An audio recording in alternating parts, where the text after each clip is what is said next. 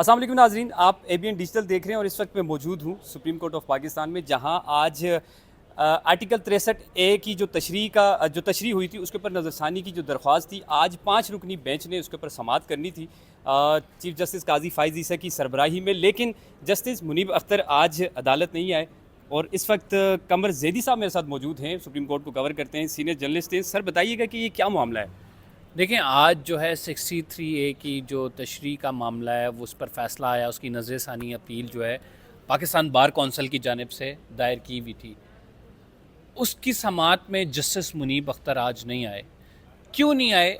Justice Munib Akhtar ने basically एतराज़ किया एक ख़त के ज़रिए जो कि registrar of supreme court of Pakistan को दिया गया है, जो जस्टिस काजी फ़ाइज़ ईसा ने पढ़ कर भी सुनाया।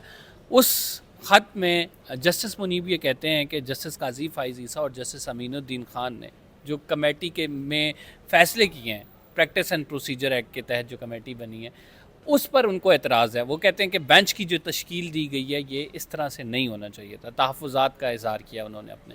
यही वजह बनी कि जस्टिस मुनीब अख्तर जो कि ऑथर जज हैं 63A के, वो आज बेंच में नहीं आए। और जब बेंच में नहीं आए तो उन्होंने बड़ा ज़बरदस्त अपनी तरफ से कार्ड खेला है। एक तो ये होता है कि जब कोई शख्स बेंच में नहीं आता तो अमूमी तौर पर बेंच टूट जाता है, नया बेंच कॉन्स्टिट्यूट होता है। लेकिन जस्टिस मुनीब ने रजिस्ट्रार को ख़त के ज़रिए ये बात कन्फर्म कर दी कि ये मैं बेंच से रिक्यूज़ नहीं कर रहा, यानी मैं इस केस की समाअत से इनकार नहीं कर रहा। अलबत्ता मुझे एतराज़ात हैं वो कमेटी जो बनाई गई है आपने, जस्टिस काजी फ़ाइज़ ईसा और जस्टिस अमीनुद्दीन ख़ान ने जो मिल मिला के कमेटी में काम किया है, जो कि 5 रुकनी बेंच है, जिसमें से फ़ैसला बड़ा वाज़ेह है कि 4 जजेस जस्टिस काजी फ़ाइज़ ईसा की साइड पे हैं, एक जस्टिस मुनीब माइनॉरिटी में। अब अगर जस्टिस मुनीब वो बात मान लेते तो इसका मतलब है कि जस्टिस मुनीब इनडायरेक्टली उस कमेटी को मान रहे हैं जो जस्टिस काजी फ़ाइज़ ईसा ने की है। और जस्टिस मंसूर अली शाह जो जब कमेटी छोड़कर गए थे, जब उन्होंने कमेटी में शिरकत नहीं की, तो उन्होंने स्टैंड ये लिया था कि चूंकि जस्टिस मुनीब को कमेटी से निकाला गया, लिहाजा इस कमेटी में मैं शिरकत नहीं करूँगा, और उसकी ठोस वजूहत नहीं दी हुई। तो ये पॉसिबल नहीं था कि जस्टिस मुनीब उसी केस में बैठ जाते उस कमेटी के डिसीजन को मानते हुए। लिहाजा उन्होंने अपने तहफ़्फ़ुज़ात का इजहार भी कर दिया और फिर साथ ये भी रख दिया कि मैंने रिक्यूज़ नहीं किया। उन्होंने कहा कि इस ख़त को अदालती कार्रवाई का हिस्सा बनाएं। लेकिन जस्टिस काजी फ़ाइज़ ईसा ने कहा कि अमूमी तौर पर सुप्रीम कोर्ट में रिवायत है कि जब भी कोई बेंच रिक्यूज़ करता है तो वो ख़ुद आता है और वो इनकार करता है, हम तो ऐसे आपका ख़त को जुडिशल कार्रवाई का हिस्सा नहीं बनाएंगे। तो ये तमाम मामला है जो कि आज के दिन हुआ। अब इससे होगा क्या?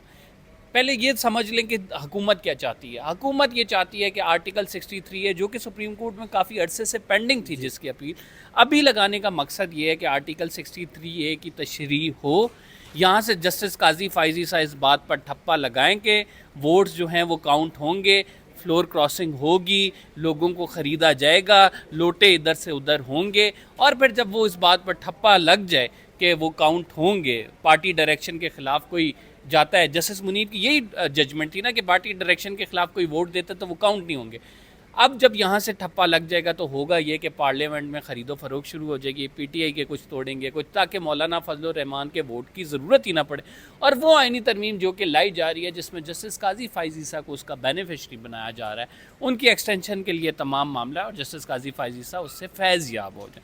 तो अब ये सारी गेम खेली जा रही है। इस गेम के लिए देखिए, सुप्रीम कोर्ट ऑफ पाकिस्तान में आर्टिकल 63A की तशरीह के हवाले से जो फैसला आया था उसकी नज़रसानी 22 महीनों से पेंडिंग है। अभी आखिर में जाके जस्टिस काजी फ़ाइज़ ईसा को ये क्यों ख्याल आया कि ये केस लगाया जाए, और इस केस को फिर कमेटी जो बनाई है वो ऑर्डिनेंस के तहत बनाई गई है, क्योंकि उनको मालूम था कि जस्टिस मुनीब और जस्टिस मंसूर जब तक इस कमेटी का हिस्सा होंगे तो ये कमेटी में जो बेंच बनाना है वो मुश्किल है। इसी वजह से तरमीमी ऑर्डिनेंस किया गया। जैसे ही वो तरमीमी ऑर्डिनेंस किया गया, जस्टिस काजी फ़ाइज़ ईसा ने उस अपने इख्तियार को इस्तेमाल किया, जस्टिस मंसूर ने रिक्यूज़ किया, सीनियरिटी से 5वां जज उठाया गया जस्टिस अमीनुद्दीन ख़ान, और अपनी मर्ज़ी का बेंच तश्कील दे दिया गया। जस्टिस अमीनुद्दीन ख़ान के बारे में भी है कि ये वो जज हैं जो कि डायरेक्टली जिनके बारे में बातें हो रही थी कि इनको या सुप्रीम कोर्ट ऑफ पाकिस्तान का चीफ जस्टिस या आइनी कोर्ट का चीफ जस्टिस बनाया जा सकता है, तो ये उसके डायरेक्ट बेनिफिशरी भी हैं। फिर जस्टिस जमाल खान मंदोखेल की बात करें तो इनके हवाले से भी बात हो रही थी कि जस्टिस जमाल को या सुप्रीम कोर्ट ऑफ पाकिस्तान का चीफ जस्टिस बनाया जा सकता है, क्योंकि ये सीनियरिटी पे छठे नंबर पे। तो मेरा ख्याल है इन जजेस को खुद ख्याल करना चाहिए था और इस बेंच में नहीं बैठना चाहिए था कि आप डायरेक्टली बेनिफिशरी जिस चीज़ के बनने जा रहे हैं, आर्टिकल 63A मामला ही आपको पता है कि तशरीक है, और उसके बाद फिर इससे जो है आइनी तरमीम मुंसलिक है। देखें हम सवाल क्यों उठा रहे हैं, यही टाइम क्यों मिला आर्टिकल 63A की तशरीह के लिए, फिर इतनी जल्दी क्या थी कि आप इसको मामले को समाअत के लिए मुकर्रर कर दें। फिर आप अमूमी तौर पर अगर कोई जज रिक्यूज़ करता है तो उसके बाद बेंच टूट जाता है, जजेस अदालत में नहीं आते। लेकिन आज जस्टिस काजी फाइज ईसा अदालत में आए, 4 रुकनी बेंच बैठा, उन्होंने लेटर पढ़ के सुनाया, उन्होंने फिर आगे से ये लेम एक्सक्यूज़ रखी कि हम जस्टिस मुनीब को मनाने की कोशिश करेंगे, लेकिन जस्टिस मुनीब नहीं मानेंगे। इसका मतलब ये है कि एक नया बेंच तश्कील दिया जाएगा, नया बेंच तश्कील दिया जाएगा तो उसी कमेटी का दिया जाएगा। अब कमेटी की हुइयत जो 2 जजेस हैं उन पर बड़े सवालात उठ रहे हैं, और फिर वो अपनी मर्ज़ी का बेंच तश्कील दे के आर्टिकल 63A को 26 अक्टूबर से पहले, जो जस्टिस काजी फाइज ईसा की रिटायरमेंट की एज है, उससे पहले ये मंजूर करा के आइनी तरमीम की दोबारा एक कोशिश की जाएगी, लोगों को ख़रीदा जाएगा, आइनी तरमीम हो जाती है तो इस निज़ाम की गारंटी जो है जस्टिस काजी फाइज ईसा। ज़रीर साहब ये भी बताएं कि काजी साहब को वैसे भी तनकीद का निशाना बनाया जाता है उनके फैसलों की वजह से, तो आज किस तरह का माहौल था? क्या वो ये चाह रहे थे कि जस्टिस मुनीब अख्तर इस बेंच का हिस्सा ना बने, या उठ के गए? उनका इस हवाले से क्या क्या रिमार्क्स थे? जस्टिस मुनीब अख्तर तो ये ऑथर जज हैं 63A का, तो उनके बिठाना ज़रूरी था, क्योंकि उनके फ़ैसले की वजह से जो है उन्हीं के फ़ैसले पर नज़रसानी आई है, तो इस वजह से उनको बेंच में शामिल किया गया। अब ये एक जज का अपना इख्तियार होता है कि वो बेंच में बैठे या ना बैठे, लेकिन आज जब जस्टिस काजी फाइज ईसा आए तो उनके चेहरे पे परेशानी के तासुरात थे, और वो जस्टिस मुनीब का ख़त पढ़ रहे थे तो वो कह रहे थे हम इसे अदालती कार्रवाई का हिस्सा नहीं बनाएंगे जब तक वो जज आके ख़ुद रिक्यूज़ नहीं करेगा। अमूमी तौर पर सुप्रीम कोर्ट ऑफ पाकिस्तान में अगर कोई जज इनकार करता है तो ज़रूरी नहीं है बेंच आए, अक्सर ये होता है कि बेंच नहीं आता है और कहते हैं फ़लाँ जज साहब ने रिक्यूज़ कर दिया तो वो कार्रवाई आगे नहीं बढ़ सकेगी, हम नया बेंच तश्कील देंगे। अब इस मामले में जस्टिस काजी फाइज ईसा कोशिश भी कर रहे हैं कि जस्टिस मुनीब को मनाएं, क्योंकि ऑथर जज भी वो हैं। फिर जस्टिस काजी फाइज ईसा ये तासुर देने की भी कोशिश करें कि मैं तो सबको शामिल करना चाहता हूँ, लेकिन बैक एंड पे मामलात कुछ और चल रहे हैं। बैक एंड पे मामलात ये चल रहे हैं कि ये जल्दी से जल्दी केस का फ़ैसला करने की कोशिश की जा रही है, और इससे डायरेक्टली उन लोगों को फ़ायदा जो इस टाइम बेंच में बैठे हुए हैं। अच्छा सर, आप जिस तरह आपने बताया कि वो ऑथर जज हैं और उनको मनाने की हम कोशिश करेंगे, अगर वो नहीं मानते तो क्या नई कमेटी तश्कील दी जाएगी? देखिए, अगर वो नहीं मानते तो ये मामला चला जाएगा प्रैक्टिस एंड प्रोसीजर के तहत बनने वाली कमेटी में। अब उसके 3 रुकन होते हैं, पहले जस्टिस काजी फाइज ईसा, दूसरे जस्टिस मंसूर जो कि सीनियर प्यूनियर जज हैं, और तीसरा जो जज है ऑर्डिनेंस के बाद, वैसे तो जस्टिस मुनीब होते थे, ऑर्डिनेंस के बाद चीफ जस्टिस अपनी मर्जी का लाते हैं। जस्टिस याहिया अफरीदी ने इनकार कर दिया, सीनियरिटी से 5वें जज जस्टिस अमीनुद्दीन खान जो कि हम ख्याल कंसिडर होते हैं चीफ जस्टिस के, उनको बना दिया गया। जस्टिस मंसूर कमेटी में नहीं बैठ रहे। अब 2 जजेस पाकिस्तान की तकदीर का फैसला कर रहे हैं, और 2 जजेस वही डायरेक्टली बेनिफिशरी भी हैं इस तमाम मामले के। एक को चीफ जस्टिस लगाने के वादे हो रहे हैं, एक की एक्सटेंशन के बाद दूसरे कोर्ट में भेजने के, उसे मराद देने के बाद हो रहे। फिर इसमें अहम मामला ये है कि ये इस तमाम मामले में एक एडहॉक जज को डाला गया, मियाँ मजहर आलम जो है उनको क्यों डाला गया? अब एडहॉक जज को कॉन्स्टिट्यूशनल मैटर जो होता है, जो कि मुल्क के कॉन्स्टिट्यूशन की इंटरप्रिटेशन से रिलेटेड होता है, उसमें एडहॉक जजेस को शामिल किए जाना एक बहुत बड़ा क्वेश्चन है। भाई, आप वो जज जो कि रिटायर हो चुका है, उसकी क्रेडिबिलिटी पे, उसकी वापस आने पर वैसे ही एतराज़ात हैं लोगों को, फिर आप उसे एक इंतहाई अहम मामले में कॉन्स्टिट्यूशनल इंटरप्रिटेशन में उसे शामिल करने, इसका मतलब है कि दीगर सुप्रीम कोर्ट के जो जजेस हैं, आप उनमें से किसी को शामिल नहीं किया गया, मज़हर आलम साहब को शामिल कर दिया गया।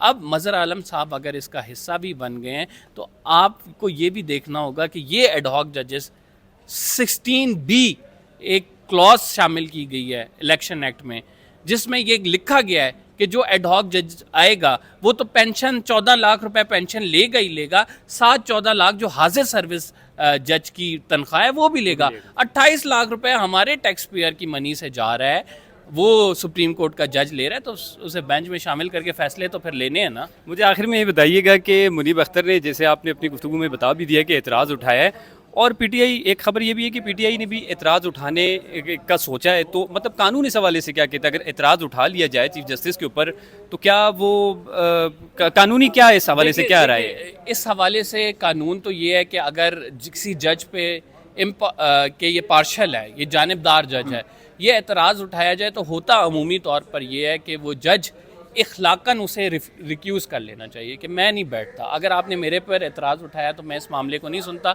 आप अपनी मर्ज़ी के किसी और जज के पास ले जाएं जो आप समझते हैं कि इंसाफ पर मबनी फ़ैसला करेगा। लेकिन ये जज का इख्तियार है। जज चाहे तो वो कह सकता है कि आपने जो मेरे पर एतराज़ात उठाए हैं बिल्कुल गलत है, मैं इस मामले को सुनूंगा, मैं गैर जानिबदार जज हूँ और मैं इस मामले में इंसाफ करूँगा। तो ये उस जज पर डिपेंड करता है कि जिस पर एतराज़ात उठाए जा रहे हों कि आया कि वो बेंच का हिस्सा बनना चाहता है या बेंच का हिस्सा नहीं बनना चाहता। हाई मोरल ग्राउंड क्या? हाई मोरल ग्राउंड ये है कि आप पर कोई इतराज़ उठाए, आप कहें ठीक है, इंसाफ के तकाज़ों को मद्देनज़र रखते हुए मैं इस बेंच से अलहदा हो जाता हूँ, ये मेरे बेंच कोई और मौजूद जज शामिल कर दे ताकि इनको अगर इंसाफ मिलना है तो इनके से ये तासुर ना जाए कि इन्होंने जानिबदारी की है। लेकिन unfortunately supreme court of Pakistan में ये प्रैक्टिस ख़त्म हो गई है। अब अगर किसी जज पे अगर तहफ़्फ़ुज़ात कोई उठाए जाते हैं तो वो जज ज़रूर उस प्रोसीडिंग का हिस्सा बनता है और कहता है कि मैं तो नहीं उठ के जा रहा, मैंने तो फ़ैसला करना है। तो टोटली तो सुप्रीम कोर्ट की रिवायात हमने चेंज होते देखी हैं, 8 साल में बहुत कुछ बदल गया इधर। बहुत शुक्रिया। कमर ज़ैदी साहब हमारे साथ मौजूद थे। इस केस की समाअत, इस नज़रसानी की दरख्वास्त की समाअत जो है वो अब कल होगी और जस्टिस मुनीब अख्तर को मनाने की कोशिश की जाएगी या नया बेंच तश्कील होगा। अब ये कल नाज़रीन आपको इंशाल्लाह यहीं से दोबारा अपडेट करेंगे। आज के लिए इजाज़त दीजिए। खुदा हाफ़िज़।